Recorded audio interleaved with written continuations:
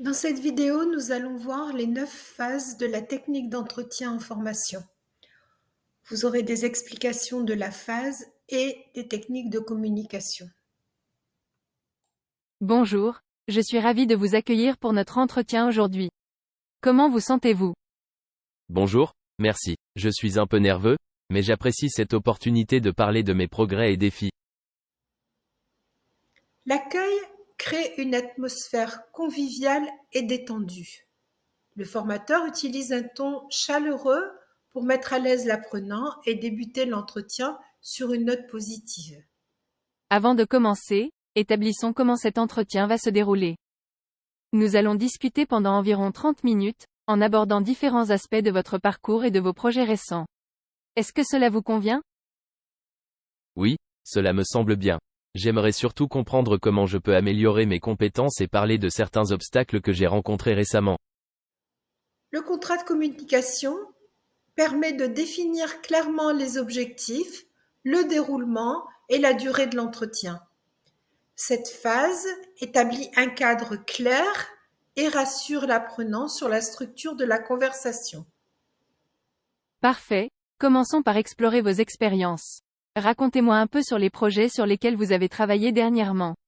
Quels ont été les moments forts et les défis? J'ai récemment travaillé sur le projet X, qui était à la fois excitant et difficile. J'ai trouvé particulièrement compliqué de gérer mon temps efficacement, surtout avec les délais serrés. La phase d'exploration sert à recueillir des informations. Le formateur pose des questions ouvertes, il écoute, il reformule et il fait preuve d'empathie. Intéressant. Parlons plus en détail de ces difficultés en gestion du temps. Quels facteurs pensez-vous ont contribué à ces défis? Je pense que le manque de communication claire avec certains membres de l'équipe a conduit à des retards et à une confusion sur les priorités. L'aide à l'analyse encourage l'apprenant à réfléchir de manière critique sur ses propres expériences.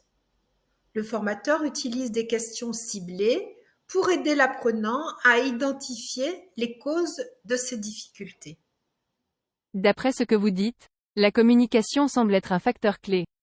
Pensez-vous que des améliorations dans ce domaine auraient pu changer la situation? Oui, absolument. Une meilleure coordination et des lignes de communication plus claires auraient certainement aidé. L'hypothèse de cause permet au formateur d'aider l'apprenant à développer des hypothèses sur les causes potentielles de ses problèmes. Cette étape est essentielle pour orienter vers des solutions. Très bien. Pour que nous puissions trouver des solutions, identifions plus précisément les causes. À part la communication, y a-t-il d'autres éléments qui ont joué un rôle dans ces difficultés? En y réfléchissant, je crois que ma gestion du temps personnel aurait aussi pu être meilleure. J'ai parfois du mal à prioriser mes tâches. L'identification des causes permet de clarifier et confirmer les causes des problèmes identifiés. Le formateur guide l'apprenant pour qu'il reconnaisse et comprenne les facteurs contribuant à sa problématique. Cela nous amène à penser à des solutions. Avez-vous des idées sur la manière dont nous pourrions améliorer la communication au sein de l'équipe et votre gestion du temps?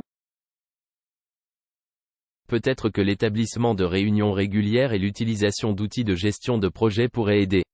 Aussi, je pourrais bénéficier d'une formation en gestion du temps.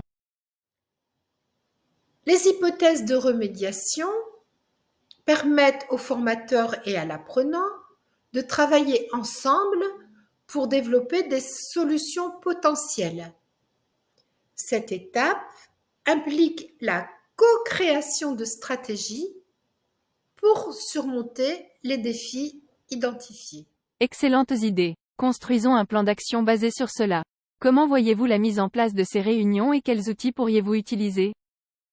Je pense que l'organisation de réunions hebdomadaires serait un bon début, et utiliser un logiciel comme Trello pour le suivi des tâches pourrait être utile.